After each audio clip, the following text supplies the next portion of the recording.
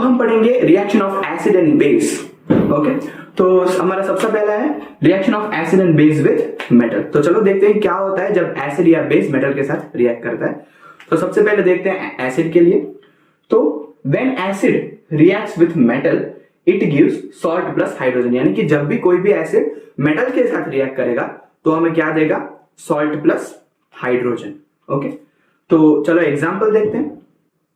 When HCl reacts with zinc, it gives zinc chloride plus hydrogen, यानी कि जब HCl zinc यानी कि Zn के साथ रिएक्ट करता है तो हमें क्या मिलता है प्रोडक्ट में, ZnCl2 plus H2, यानी कि जिंक क्लोराइड प्लस हाइड्रोजन। तो जिंक क्लोराइड क्या हुआ यहाँ पे, सॉल्ट, और बाय प्रोडक्ट क्या मिल रहा है हमें, हाइड्रोजन। तो इस तरह से कभी जब भी एसिड मेटल के साथ रिएक्ट करता है तो हमें प्रोडक्ट में मिलता है सॉल्ट और हाइड्रोजन। तो चलो बेस के लिए देखते हैं। When base reacts with metals, it also gives salt plus hydrogen as product, यानी कि जब बेस कोई भी मेटल के साथ रिएक्ट करता है तो वो भी हमें क्या देगा प्रोडक्ट में, सॉल्ट और हाइड्रोजन ही देगा। तो चलो देखते हैं example. When NaOH reacts with zinc, it gives sodium zincate plus hydrogen, यानी कि जब NaOH रिएक्ट करता है Zn यानी कि जिंक के साथ तो हमें क्या मिलेगा, सोडियम जिंकेट, यानी कि Na2ZnO2। तो ये Na2ZnO2 जो है उसे ही हम कहते हैं सोडियम जिंकेट, प्लस हमें क्या मिल रहा है बाय प्रोडक्ट में, हाइड्रोजन।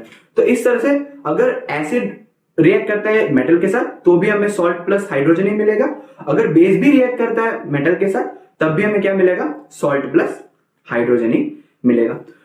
तो चलो हम देखते हैं टेस्ट ऑफ हाइड्रोजन, यानी कि अगर इस प्रोसेस से हाइड्रोजन प्रोड्यूस होता है तो हम कैसे पता लगाएंगे कि हाइड्रोजन प्रोड्यूस हो रहा है। तो उसके लिए एक टेस्ट है जो हम देखेंगे।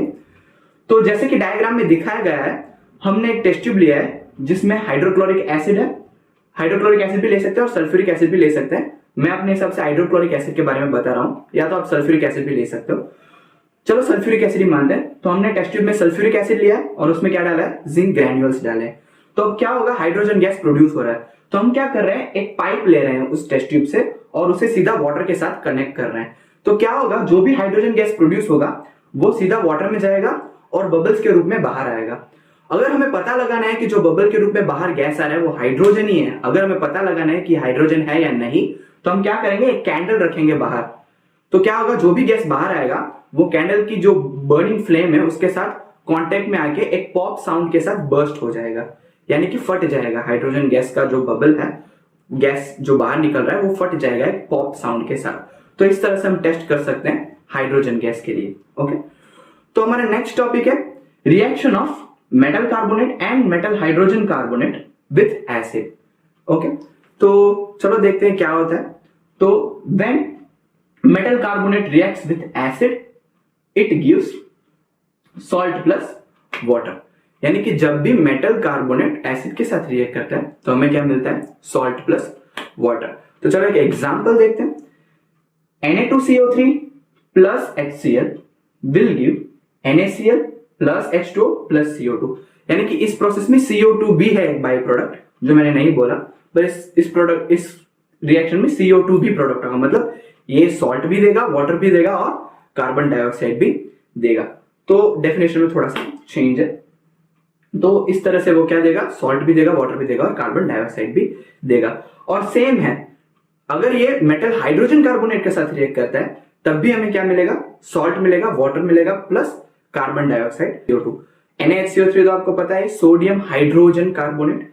अगर सोडियम हाइड्रोजन कार्बोनेट के साथ हम HCl को रिएक्ट करवाएंगे तो हमें क्या मिलेगा, NaCl, यानी कि sodium chloride plus water plus carbon dioxide. तो इस तरह से अगर कोई भी एसिड जो है, अगर वो मेटल हाइड्रोजन कार्बोनेट या फिर मेटल कार्बोनेट के साथ रिएक्ट करेगा तो हमें क्या मिलेगा एज अ प्रोडक्ट, हमें मिलेगा सॉल्ट, वाटर और कार्बन डाइऑक्साइड। तो चलो देखते हैं टेस्ट ऑफ कार्बन डाइऑक्साइड। अगर इस प्रोसेस में कार्बन डाइऑक्साइड बाहर निकल रहा है तो हम कैसे टेस्ट करेंगे कार्बन डाइऑक्साइड के लिए। तो इसके लिए हमें प्रीवियस केस की तरह एक पाइप को वाटर के साथ कनेक्ट कर रहे थे, तो इस बार हम वाटर के साथ नहीं कनेक्ट करेंगे, इसके बजाय हम इस बार वैसे एक पाइप को लेकर हम उसे लाइम वाटर में कनेक्ट करेंगे। लाइम वाटर तो आपको पता है कैल्शियम हाइड्रोक्साइड।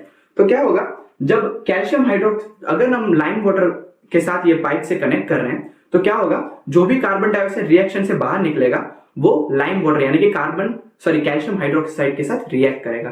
तो क्या होगा, calcium hydroxide plus CO2 will give CaCO3 यानी कि calcium carbonate plus water.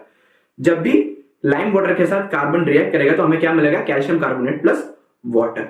Okay, और फर्दर अगर कार्बन डाइऑक्साइड ज्यादा से ज्यादा आता ही रहेगा, अगर एक्सेस अमाउंट में कार्बन डाइऑक्साइड इस रिएक्शन में इन्वॉल्व हो रहा है तो फर्दर रिएक्शन कुछ ऐसा होगा, CaCO3 plus H2O plus CO2 will give CaHCO3 twice, यानी कि कैल्शियम कार्बोनेट, वाटर और कार्बन डाइऑक्साइड तीनों मिला के हमें क्या देंगे प्रोडक्ट के रूप में, ये हमें प्रोडक्ट के रूप में देंगे कैल्शियम हाइड्रोजन कार्बोनेट। तो इसमें बेसिकली क्या होगा, जब ये जो लाइम वाटर है वो इनिशियली कलरलेस होता है, अगर हम उसमें कार्बन डाइऑक्साइड पास कर रहे हैं और अगर बन रहा है कैल्शियम कार्बोनेट तो धीरे धीरे ये जो कलरलेस सॉल्यूशन है वो धीरे धीरे मिल्की होता जाएगा, क्योंकि कैल्शियम कार्बोनेट है वो एक मिल्की कलर का सब्सटेंस होता है। अगर फर्दर कार्बन डाइऑक्साइड इसमें इंड्यूस होता रहा तो क्या होगा कि फर्दर हमें क्या मिल जाएगा, कैल्शियम हाइड्रोजन कार्बोनेट, और कैल्शियम हाइड्रोजन कार्बोनेट जो है वो कलरलेस कंपाउंड है। तो आपको कुछ ऐसा सिनेरियो दिखने को मिलेगा, सबसे पहले आपके पास एक कलरलेस सॉल्यूशन होगा और वो अचानक से मिल्की हो जाएगा और फिर से वो कलरलेस हो जाएगा। अगर ऐसा होता है तो आपको ये मान लेना चाहिए कि जो पाइप में से जो गैस आ रहा है वो कार्बन डाइऑक्साइड है। तो ये है टेस्टिंग ऑफ कार्बन डाइऑक्साइड। तो हमारा अगला रिएक्शन है reaction of acid with base. Okay, तो क्या होगा जब एसिड और बेस रिएक्ट करेंगे, तो ये है reaction acid plus base gives salt plus water, यानी कि जब भी एसिड और बेस रिएक्ट करेंगे तो हमें क्या मिलेगा, salt plus water. When acid and base reacts it gives salt and water as product. Okay, जब भी एसिड और बेस रिएक्ट करेंगे तो हमें क्या देंगे, सॉल्ट और वाटर देंगे प्रोडक्ट के रूप में। तो चलो एक एग्जांपल लेते हैं, NaOH plus HCl will give NaCl plus H2O। NaOH यानी कि सोडियम हाइड्रोक्साइड बेस है, प्लस हाइड्रोक्लोरिक एसिड एसिड है, और हमें प्रोडक्ट में क्या मिल रहा है, सोडियम क्लोराइड यानी कि सॉल्ट प्लस H2O यानी कि वाटर। ओके, तो एसिड और बेस जो रिएक्शन कर रहे हैं इस रिएक्शन को हम कहेंगे न्यूट्रलाइजेशन रिएक्शन। ओके, तो न्यूट्रलाइजेशन रिएक्शन का डेफिनेशन क्या होगा, whenever in a reaction acid and base reacts to give salt and water then such reaction is known as neutralization reaction। तो क्यों कहते हैं हम इस रिएक्शन को न्यूट्रलाइजेशन रिएक्शन, इसके पीछे एक कारण है, क्योंकि आपने जैसे मैंने पहले कहा था कि एसिड जो है उसमें से H+ आयन लिबरेट होता है और बेस जो है उसमें से OH- आयन लिबरेट होता है। तो इस न्यूट्रलाइजेशन रिएक्शन में ये होता है कि जो H+ आयन और OH- आयन है वो दोनों एक दूसरे के साथ कंबाइन होके उनके चार्ज को न्यूट्रलाइज कर देते हैं, यानी कि प्लस और माइनस को न्यूट्रलाइज करके H2O बनाते हैं। तो इस रिएक्शन को हम क्या कहेंगे, न्यूट्रलाइजेशन रिएक्शन। ओके, तो हमारा अगला टॉपिक है reaction of metallic oxide with acid. तो क्या होगा जब मेटालिक ऑक्साइड एसिड के साथ रिएक्ट करेगा।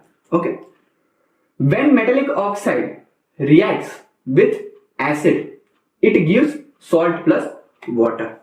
तो यहां ध्यान रखने वाली चीज ये है कि हमने इससे पहले जब पढ़ा कि when acid reacts with base it gives salt plus water, पर यहां पे क्या हो रहा है, यहां पे acid reacts with metallic oxide फिर भी ये salt plus water ही दे रहा है। तो इसका इनडायरेक्ट मतलब ये हुआ कि जो मेटालिक ऑक्साइड है वो बेसिक इन नेचर होता है, वो एसिडिक नहीं होता नेचर में, वो बेसिक होता है। इसीलिए एसिड और बेसिक नेचर वाला हमारा मेटालिक ऑक्साइड दोनों मिलकर हमें क्या दे रहे हैं, सॉल्ट प्लस वाटर।